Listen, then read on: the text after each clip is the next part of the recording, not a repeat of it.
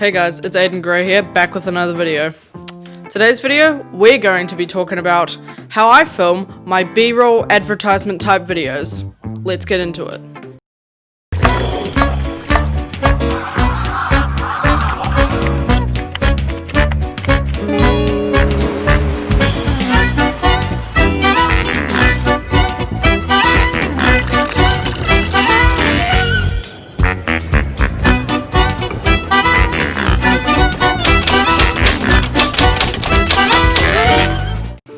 So that video you just saw was a short advertisement video that I made for a coffee company called Robert Harris. I wasn't asked to do it, I just decided to grab some coffee bag beans out of my closet and make that video because I thought it was cool. So I'm going to take you along for the ride of how I made that video and the process I go through to make all my B-roll advertisement, cinematic, whatever you call it, videos.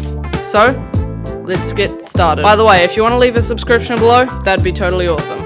The first thing I do is obviously come up with an idea. A lot of the time, I really like doing food versions of these, so advertisements for food, B-roll with food.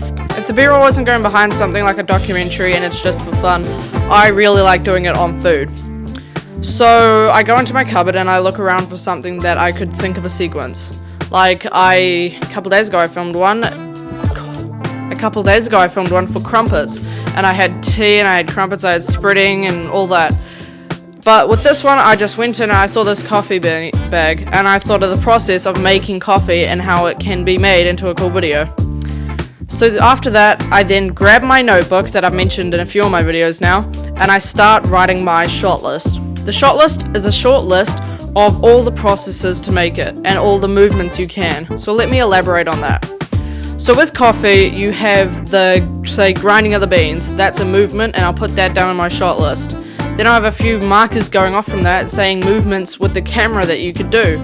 Say you could do grinding of the coffee beans. If you have a grinder with hands, you could have the camera up here spinning it around. Or say you have the bag and you're opening it. You could have a camera moving back from the opening as the paper tears from the bag. So I write down all these things you do with the coffee and then all the camera movements that could go along with it. For a shot list, you don't really want to direct exactly what you want to do, because when you're shooting, you want to have some freedom and you want to have some freedom to do whatever you want. So you don't want it to be quite a storyboard where you have every shot exactly planned out, but you do want to have a general idea of the movements and the steps that you have in your B-roll or your cinematic sequence. The next step I do is I get everything ready. So I set up lights, cameras, backgrounds. For that video I didn't have much of a background, I just used a wall and my table. But sometimes I use this background. I did with a milk sequence, I'll show you right now a bit of that.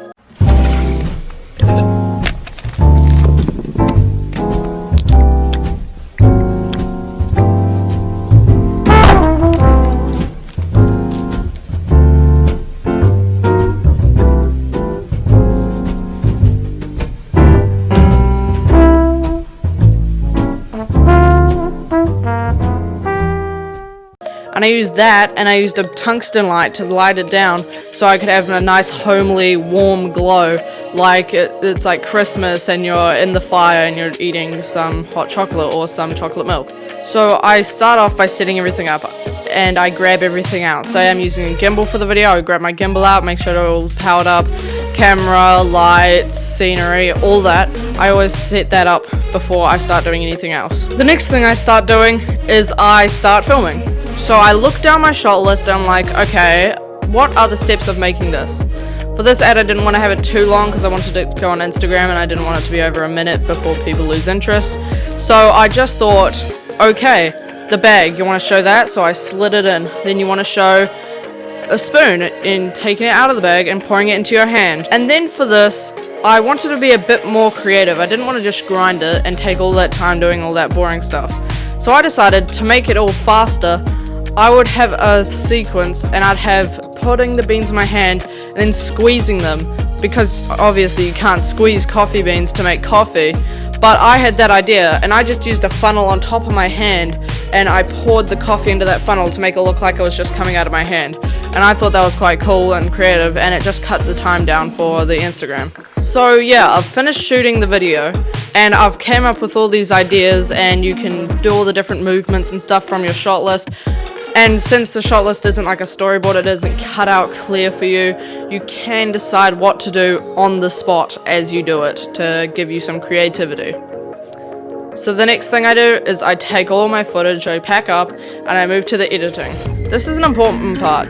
So back when you were filming, at the end of a lot of the shots, you want to have transitions.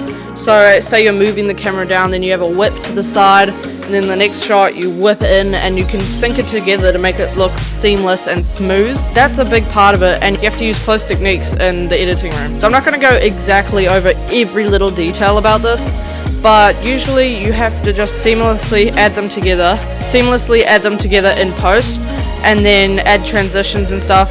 And a big part of these videos, again, is the music. This video with the coffee, I wanted it to be busy. Like when you're in a coffee shop, you're like making coffee, noises, stuff like that. So I wanted it to be busy. But with a lot of videos like this chocolate milk one, I wanted it to be calm. I wanted it to be like you're making coffee on a Christmas morning and it's so nice, or you're making milk, and I wanted it to be calm. And you also have to have the pacing with the music. So you can't just have like, say there's a big drum hit in your music, and then you have that and then cut when it's just like a straight sound. You have to have pacing and make it make sense with the music that you're using. So after I've done editing, that's about it. I post it on Instagram or YouTube, and then I relax. It's very, very, very fun to make these videos, and I definitely think you should try it. You can do it with a phone, you can do it with anything. A great challenge is just to grab any food off your counter or your shelf or your pantry, put it down, and make a sequence out of that, or an advertisement, something like that. I'd highly recommend checking out Daniel Schiffer. I have his link in the description below.